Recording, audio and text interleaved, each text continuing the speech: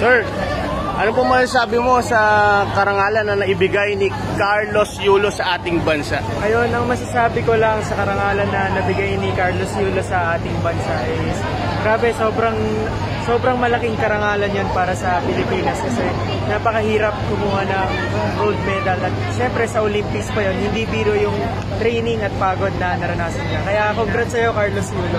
Yun, God bless. Oh, so napakaraming na-inspire na mga kabataan, no? Opo, marami po talagang na-inspire na kabataan na ngayon sa Pilipinas nakikita ko yung potential ng mga bata na nag-gymnast din. Kasi nagpunta po ako dun sa kung saan po nagtitraining sila Carlos Yulo. Kaya nakikita ko po na yung mga bata is na-inspire po talaga kay Carlos Yulo. Kasi alam naman natin ang popular sa Pilipinas ay basketball at boxing. At ngayon, merong isang palaro ng gymnastic na biglang sumikat dahil kay Carlos Yulo. So yun, invite mo yung mga kabataan natin into sports.